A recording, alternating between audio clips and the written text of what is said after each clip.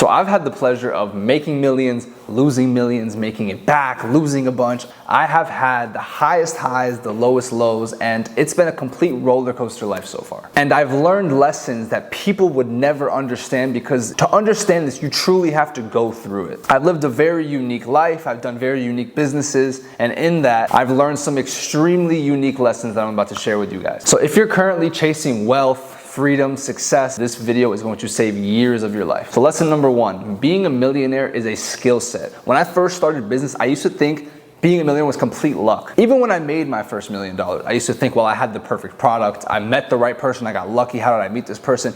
I used to truly think it was luck. And for a lot of people, it is. It's funny because the people that are the most prepared tend to get the most lucky. And once I lost it and I started making it back, that's when I realized that being a millionaire is more than just the money.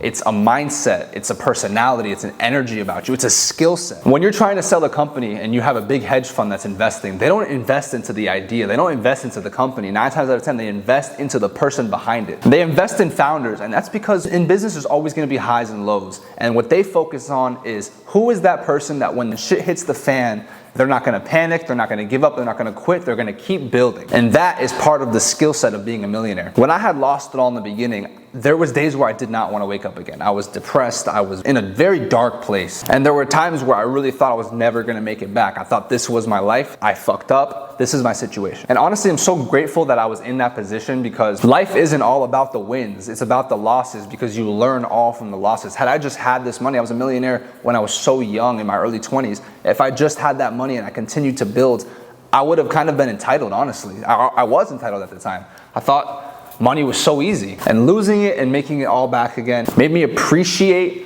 more than just the money, but just the freedom, the peace of mind that your bills are covered. Those little things that I didn't appreciate back then, I appreciate so much more now. A lot of you guys are scared to take risks. You're comfortable in your situation, you're comfortable in your job, or even you're comfortable in your business, and you don't want to take that next step because you know you're gonna have to take a step back to go forward, right? You might lose some things. And from experience, the only way to stop being afraid to lose is when you truly put in your 10,000 hours and you learn your skills, whether it's drop shipping, whether it's marketing, whether it's sales.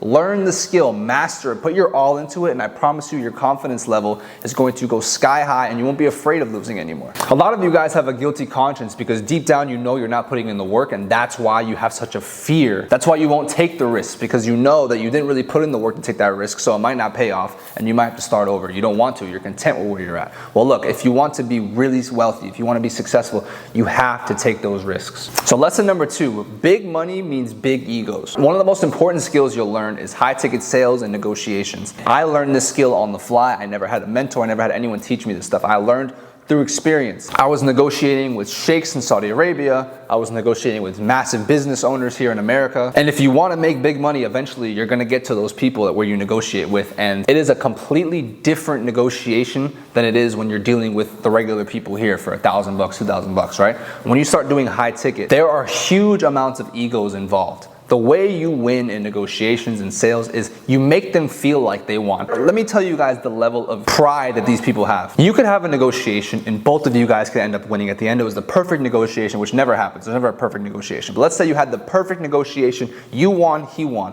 If he doesn't feel like he completely won, even though it benefits him, sometimes they'll even say no. They'll step away from the negotiation just because their pride got in the way, because they feel like you won a little bit.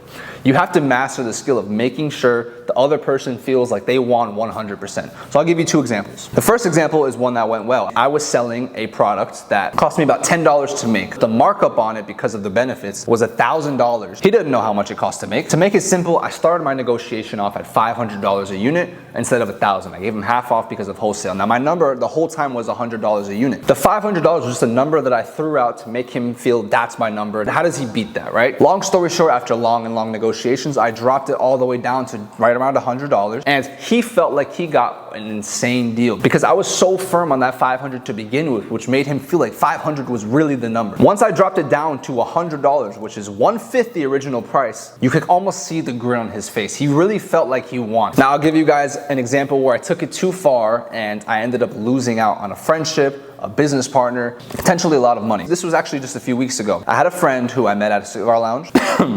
Get a sip of water.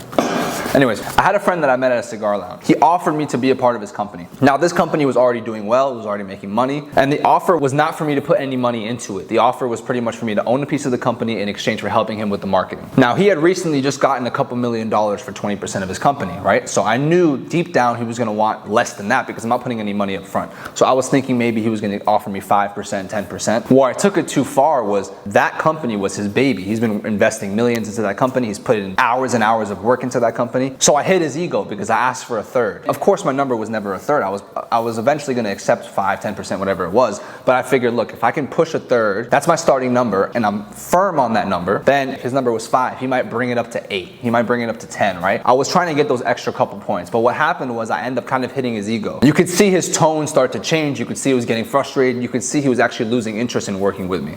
So I took it too far there. Long story short, he said, give me a couple of days, let me come up with an offer and I'll hit you back. Never hit me back. We were supposed to do a 50-50 partnership on some other businesses.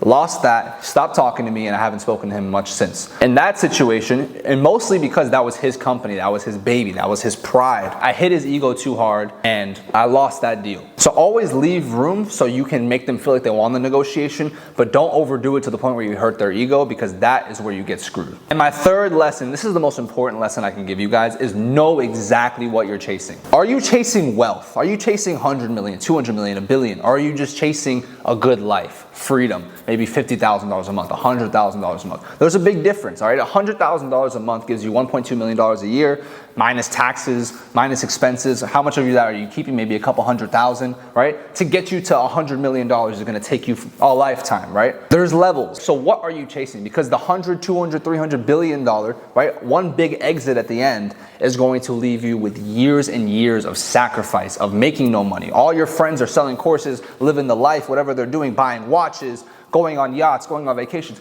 You're not. You can't afford it because you haven't gotten that money yet. If you want to be wealthy, the amount of sacrifice that it takes, I'm going through it right now. I'm the CMO of a publicly traded company. So even though on paper I might have a lot of money, it's in shares, right? And I'm not selling those shares until it's at a number where we want. You have to fall in love with delayed gratification. That term has to be your screensaver on your phone, because to hit that big number, to make a big exit in the end, you're working with no guarantees. You're working 24 hours a day, 7 days a week, and you might not see any of that money for years. When that money finally comes in, you can afford the yachts, the private jets, and you can go splurge and live a fantastic life. But you have to understand, to do that, you have to be kind of a psychopath, right? Maybe I am a psychopath. It is what it is. Now, think about making $50,000, $100,000 a month, right? That cash flow, money now business. That life is way better. You can afford to have supercars. You can afford to get nice watches. You can afford to go on vacations, and you have the money constantly, right? It's always coming in. It's a lot less risk. It's a lot more enjoyable. You don't have to own the yacht. You don't have to own the jet. You can always charter the yacht. You can always charter the jet. You can still have the same amount of enjoyment, right? You're still enjoying the yacht. And think about it. How often are you going to use the yacht? Once a month? Twice a month? How often are you going to fly on a jet? Unless you have to for business, what? Once or twice a month, same thing. And I'm saying this because you need to ask yourself, do I want to be ultra wealthy or do I want to be free? $100,000 a month with freedom is a lot better than $0 a month chasing that $100 million exit years down the road. Because what happens to most people is they get so burnt out by the end of it that they don't even enjoy it anymore. Their mindset has flipped. The chemical making in their brain, it's like they're almost constantly unhappy. And for someone who's in the middle of this, I can tell you right now, there's days right now where I completely regret what I've done. I say, why don't I just go back to my agency? Why don't I go back to a money now, cash flow business so I can enjoy my life?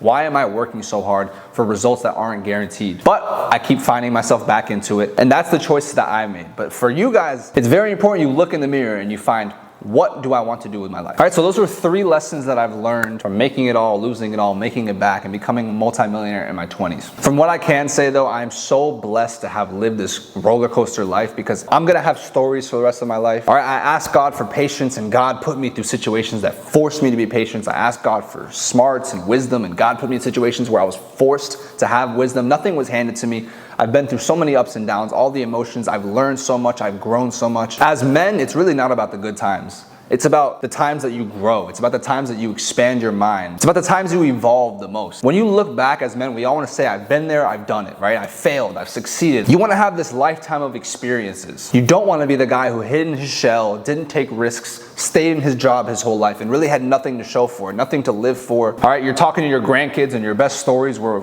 prom in high school. You want to be an interesting man. That's what we all want. And I can tell you right now, taking risks is what gets you there. You can lose everything, but I promise you, once you gain those skills, you can always make it back. It's not luck, it's the person. And when life hits you hard and you're going through something, think about yourself like a superhero in the movie, all right? This time that you're going through something is going to shape the rest of your life. This is going to be your superhero story. You're currently in the Rocky theme song. The music is going, you're working hard, and you're fixing your life. And when you finally make it out on the other end, not only are you gonna have the money, have the success, have the wealth, you're gonna have those lessons that people like the crypto guys never got. All right, so if this video gave you some clarity or even slapped you in the face and gave you a reality check, subscribe. I wanna make tons of these videos where I just speak about the real raw things that happen in business. And hopefully soon, as I continue to document the journey, all the risks that I'm taking right now will pay off. And then people can come back, look at these videos, and they can see that the advice that I'm giving you guys really works.